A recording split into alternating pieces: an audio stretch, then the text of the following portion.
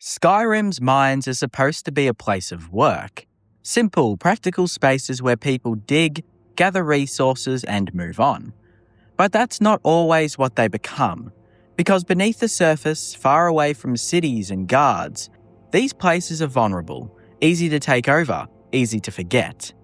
And once something moves in, it rarely leaves. Spiders nest in the dark corners, Falmer carve out entire underground networks, and bandits can turn work sites into hideouts. What was once built for survival slowly becomes something else entirely. Something hostile, something claimed. And the deeper you go, the more it feels like these mines don't belong to Skyrim's people anymore. They belong to whatever got there first and refused to leave. Bile Gulch Mine is one of the clearest examples in Skyrim of how a place designed for simple, practical use can be completely overtaken and redefined by whatever decides to settle inside it, turning something ordinary into something controlled, hostile, and entirely removed from its original purpose. Located in the rocky tundra between Falkreath and Markarth, it doesn't stand out at first glance. It looks like any other mine scattered across the province, a small operation carved out into the landscape, with a few buildings signifying what is infesting there. This place is likely intended for resource gathering, quiet labour and steady output. But the moment you approach it, that expectation immediately starts to fall apart. Because Bile Gulch Mine isn't functioning as a mine anymore. It's a functioning stronghold. And more specifically, it's been claimed by a group of orc bandits who have turned the entire space into something far more structured and territorial than your typical roadside hideout. This isn't a temporary occupation or a loose gathering of enemies. It feels deliberate, reinforced, almost organised in a way that reflects orc stronghold culture, but twisted into something more aggressive and exclusionary. The exterior alone gives that impression. Barricades, watch positions, and a clear sense of control over the surrounding area makes it obvious that this isn't just a place they're hiding. It's a place they're defending. And that distinction is important because it changes how the mine is perceived. It's no longer just a location with enemies in it. It's territory, something that has been taken, reshaped, and now exists under entirely different rules than it was originally built for. Once you move inside, that feeling only intensifies. The mine's layout, like many others in Skyrim, is relatively straightforward, but the presence of the orc bandits transforms how it's experienced. Every corridor feels occupied, every open space feels watched. And the deeper you go, the more it becomes clear that this place has been adapted to support those living within it. There's a sense of permanence to it, as if this isn't just a temporary raid site, but a long-term base of operations. And that permanence is what makes it feel truly infested. Because infestation in this context isn't just about enemies being present, it's about replacement. The original function of the space has been completely overwritten. Whatever mining operation once existed here is irrelevant. The tools, the layout, the structure, all of it has been repurposed to serve something else. And that something else is control. The orc bandits don't just occupy this mine, they define it. Their presence dictates how the space functions, how it's navigated, and how it's perceived. There's no trace of its previous identity left in any meaningful way. And that transformation is what sets it apart from other infested locations. In many mines across Skyrim, you'll see remnants of their original purpose. Miners' belongings, partially used equipments, signs of a recent disruption. In Bile Gulch Mine, that sense of transition is largely gone. It doesn't feel like something that was recently taken over. It feels like something that has already been claimed and settled, with no intention of returning to what it once was. The orc presence also adds a unique layer to this idea, because unlike creatures like Falmer or spiders, who are often portrayed as inherently tied to the environments they inhabit, orcs bring with them a cultural identity. Their strongholds in Skyrim are structured, hierarchical, and bound by specific traditions. Bile Gulch Mine reflects a distorted version of that. It has the structure, the sense of hierarchy, the defensive mindset, but without the legitimacy or recognition of an official stronghold. It's what happens when that culture is removed from its proper context and forced into a space that wasn't meant for it at all. And that creates a kind of tension within the location. It feels organised but not stable, controlled but not really legitimate. Like something that exists on the edge of Skyrim's social structure, acknowledged only as a problem to be dealt with rather than a place to be understood.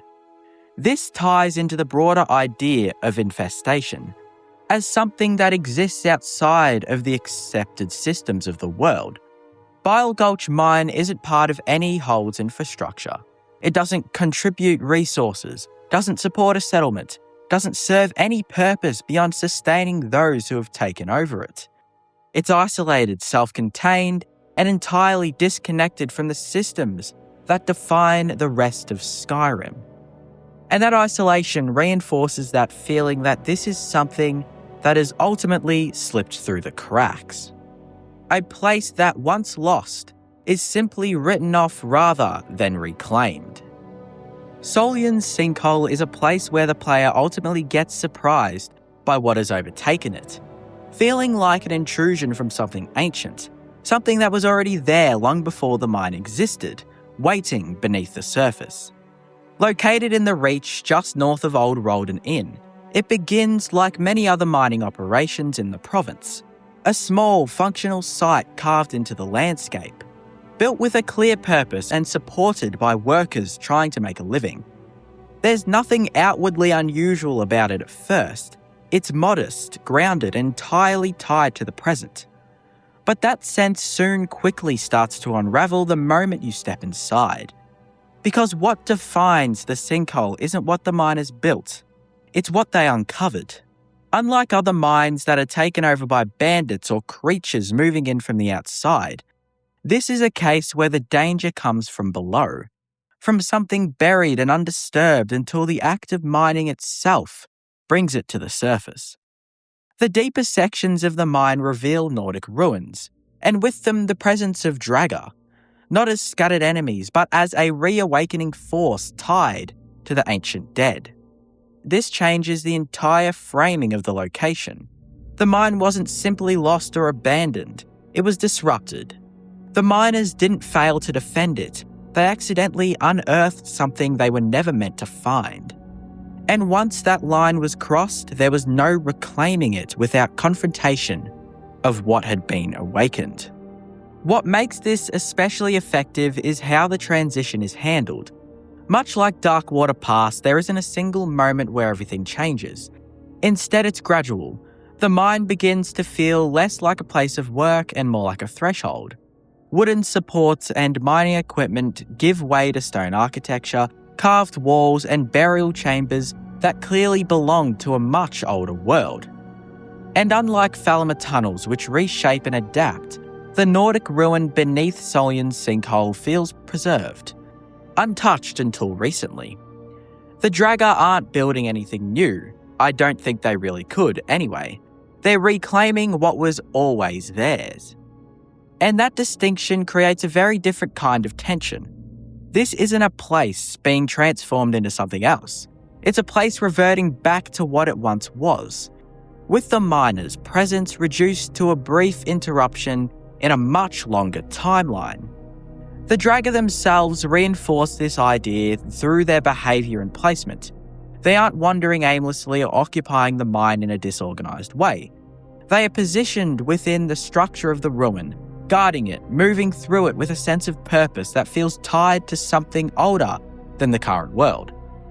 When they spill into the mine's upper sections, it doesn't feel like an expansion. It feels like a spillover, like a coffee that was poured too far over the brim of the mug, as if the boundary between the ancient and the present has been broken. And that's where the real unease comes from, because this place doesn't feel like it's been taken over by external force. It feels like it's been opened up to something that was always there, just waiting beneath the surface, much like the Falmer in Darkwater Pass. This also gives the location a different kind of narrative weight compared to the other Overrun mines. In places like Bile Gulch Mine, the transformation is visible and immediate. A group takes control, reshapes the space, and establishes dominance. In Darkwater Pass, the change is environmental and systematic, a slow absorption into something alien. But in Solion's Sinkhole, the change is temporal. It's about layers of history colliding. The mine represents the present, fragile and temporary, while the ruin beneath represents the past, enduring and unyielding. And when those two layers intersect, the result isn't coexistence, it's displacement. The present gives way to the past almost effortlessly. Even the structure of the mine supports this idea. It doesn't feel particularly deep or expansive at first, but once the ruin is revealed, the sense of scale shifts.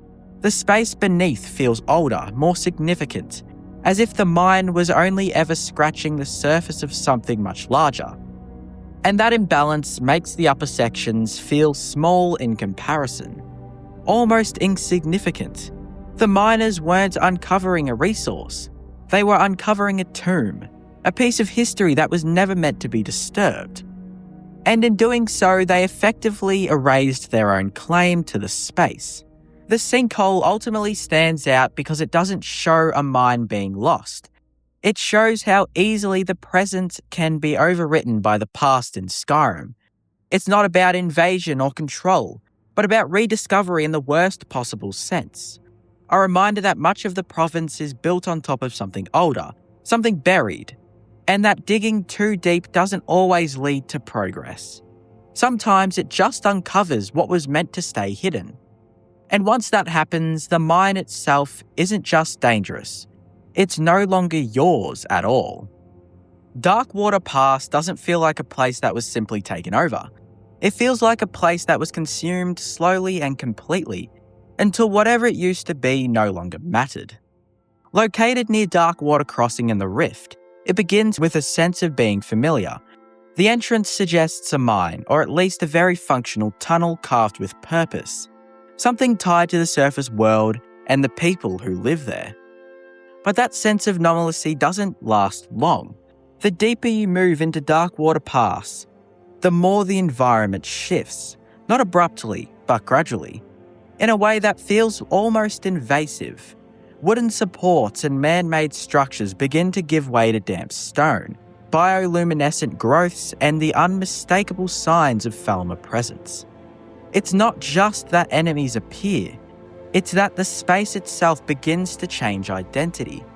You're not entering a mine with Falmer in it, you're entering a Falmer domain that has absorbed a mine.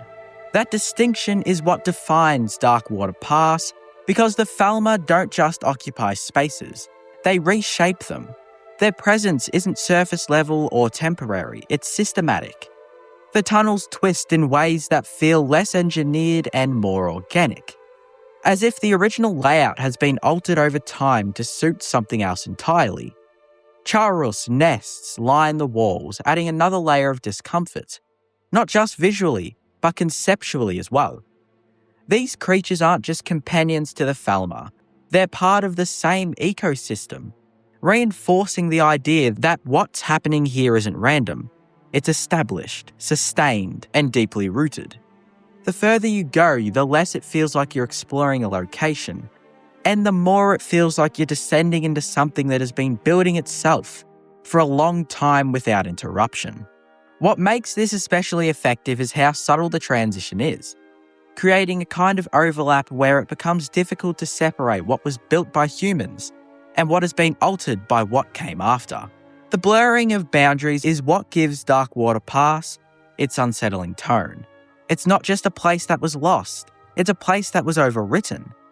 The original purpose hasn't just been abandoned, it's been erased, replaced by something that doesn't resemble it in any meaningful way.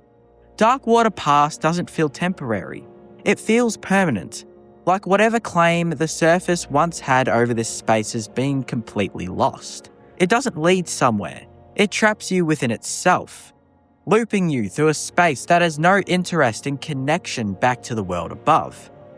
It's a dead end in terms of purpose, but a fully realised system in terms of existence. Now that I've said all this, Darkwater Pass isn't technically a mine, and that's worth acknowledging, because on paper it doesn't belong in this category at all. It's a cave, separate from the structured, purpose-built spaces that define Skyrim's mining operations. But its inclusion here comes from something more contextual than literal. Because when you look at where Darkwater Pass is situated, right beside Darkwater Crossing, an active mining community, it starts to feel like an extension of that same industrial footprint. That kind of place that under slightly different circumstances would have been a mine. The geography lines up, the proximity makes sense. It sits close enough to a settlement built entirely around excavation that it's easy to imagine miners eventually pushing in that direction, expanding their operations, turning the cave into something functional. But that never happens, or more accurately, it can't happen, because whatever potential that space had is already gone, claimed long before it could be repurposed. The Falmer and Charles don't just occupy the cave, they preempt its future. They turn what could have been a site of productivity into something inaccessible, something hostile, something completely cut off from the world. And that's why it still fits here, not because it is a mine, but because it exists right on the edge of becoming one. A missed opportunity shaped entirely by what got there first and refused to leave. Infested before miners could find any sort of resources in there. Colsega Mine is another location where a mine being overrun feels less like random occupation and more like a deliberate act of reclamation, turning what should be a place of labour into something deeply tied to the conflict of the Reach itself. Located just east of Markarth, along the river that cuts through the Karth Valley, Colsega isn't some forgotten or insignificant site. It's a gold mine, valuable, productive, and directly tied to the wealth of the region. Or at least it used to be. By the time you arrive, that value hasn't disappeared, but it has been redirected, because the Forsworn who now occupy the mine haven't just stumbled upon it or taken shelter there. They've taken control of something that represents the very forces they oppose. At first glance, the structure of Colsega still reflects its original purpose. The exterior is open, active in design, with smelters, workstations, and clear signs of an organised mining activity. But that quickly gives way to something more hostile. Forsworn patrol the area, not as scattered enemies, but as a group that clearly understands the terrain and has positioned themselves to defend it. There's a sense of awareness to their presence. They aren't just hiding within the mine, they're asserting control over it and the surrounding land. And that control feels intentional in a way that sets Colsega apart from other locations, like Embashard Mine, where bandits simply take advantage of opportunity. The Forsworn aren't opportunists in the same way. They're ideological. Their presence here carries meaning. That meaning becomes clearer when you consider what Colsega Mine represents within the Reach. The region itself is defined by tension between the Nords who control it and the Forsworn who claim it as their ancestral land. Markarth stands as a symbol of that control, a city built on Dwemer foundations, rich in resources and heavily guarded. The mine, sitting just outside of it, feeds into that same system. It's part of the infrastructure that allows Markarth to thrive. So when the Forsworn take over the mine, it doesn't just disrupt a single location. It disrupts a supply line. It's a direct challenge to the authority that governs the region. Inside the mine, that tension continues to build. The deeper you go, the more it becomes clear that this isn't just a defensive occupation. It's an adaptation of the space itself. The Forsworn don't reshape the mine in the same way Falmer might, nor do they leave it structurally untouched like bandits often do. Instead, there's a blending of identities. The mine's layout remains intact, but its atmosphere shifts. The presence of the Forsworn, with their distinct armour, rituals, and connection to the land, creates a contrast against the industrial nature of the space entirely. It feels like two opposing ideas existing in the same place. extraction versus belonging. The mine was built to take from the land. The Forsworn, in their own way, are trying to reclaim it. This creates a unique kind of discomfort because Colsega Mine doesn't feel like it's being stripped of meaning.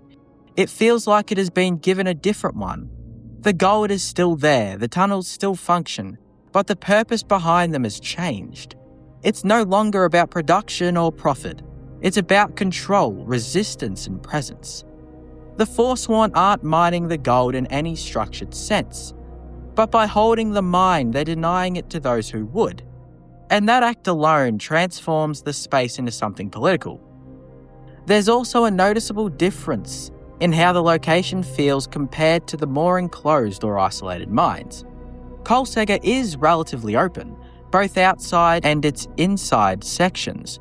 Sunlight reaches parts of it. The river runs nearby. It doesn't feel buried or hidden in the same way as other Overrun locations. And that openness makes the takeover feel more bold. This isn't something happening in the shadows, it's happening in full view, right on the edge of one of Skyrim's most important cities. The Forsworn aren't concealing their presence, they're making it known. So Colsega Mine isn't just a place that was overrun, it's a place that was contested, taken and temporarily reclaimed, all within the broader struggle of the region it belongs to. It shows how a mine can become more than just a source of resources. It can become a symbol, a point of tension, a piece of land that means different things to different people. And because of that, its transformation feels more significant than a simple occupation.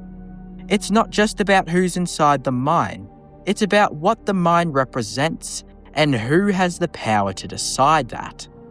Embershard Mine is one of the first locations most players will ever encounter in Skyrim. And because of that, it's easy to overlook just how telling it is as an example of a mine being completely overrun and repurposed into something far removed from its original intent. Located just outside Helgen, along the road towards Riverwood, it sits directly in the path of your escape from the game's opening sequence. In many ways, it's designed to feel like a natural extension of the tutorial. A simple, approachable dungeon meant to introduce players to basic combat and exploration. But when you stop looking at it as a gameplay tool and instead consider what it represents within the world, Embershard Mine becomes something much more interesting. Because this isn't just a convenient early game encounter, it's a fully overtaken workplace sitting in one of the most trafficked areas in Skyrim, operating in plain sight. At a glance, Embershard still resembles what it once was. The structure is intact, the layout is clear, and there are still visible traces of its function as a mine. But almost immediately that illusion starts to break. The people inside aren't miners, they're bandits.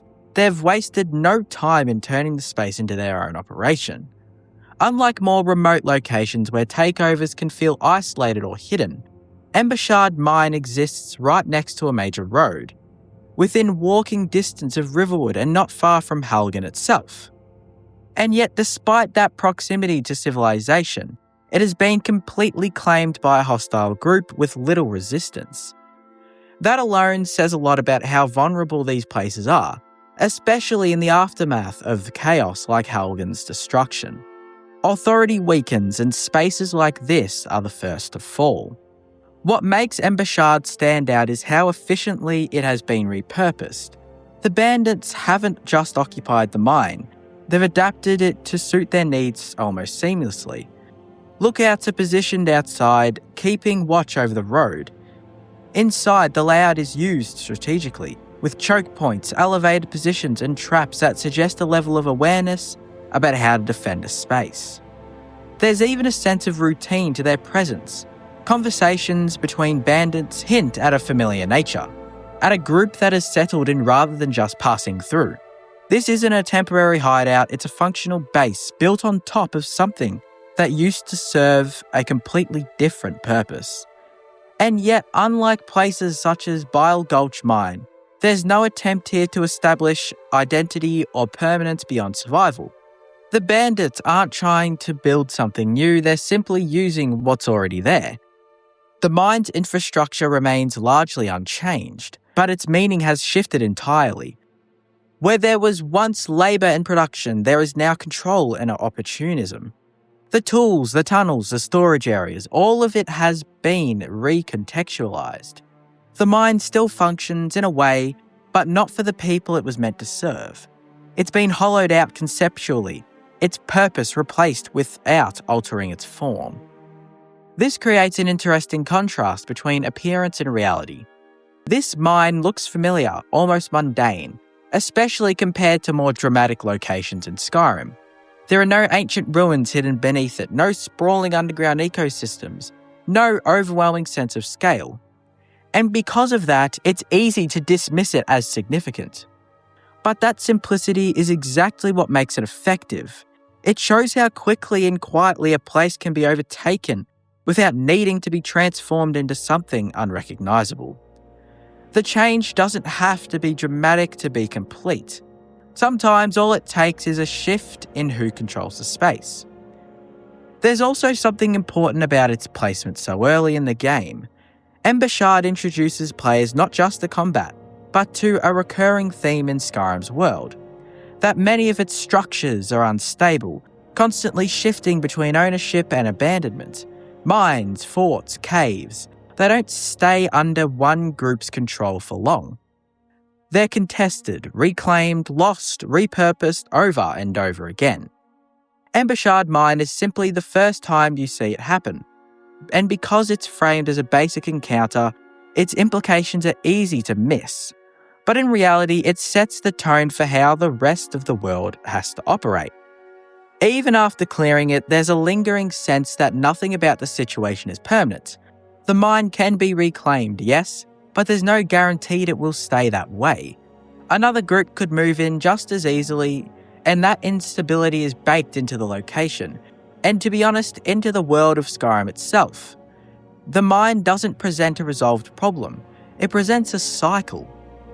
In the end, what makes Shard Mine one of the most overrun mines and places in Skyrim isn't the scale of its takeover, but how ordinary it feels. There's no spectacle, no dramatic transformation, no hidden depth, just a straightforward example of how quickly something functional can become something hostile.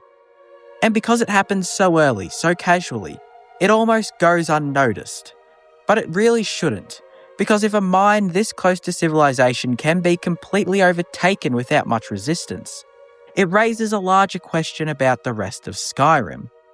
Not how these places fall, but how many of them were never truly secure to begin with.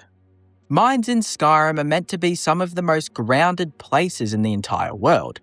They're not ancient ruins or hidden cities, they're simply practical, built for one purpose, to work. But that's exactly what makes them so vulnerable. Because once that structure is broken, once the workers leave or something forces them out, these places don't stay empty for long. They get taken, sometimes by bandits looking for easy shelter, sometimes by something far worse lurking beneath the surface, and sometimes by forces that were already there, just waiting to be uncovered. What you're left with are spaces that feel familiar on the inside, but completely changed within. Not abandoned, but claimed. And across Skyrim, some mines stand out more than others, not for what they produce, but for what's taken over instead.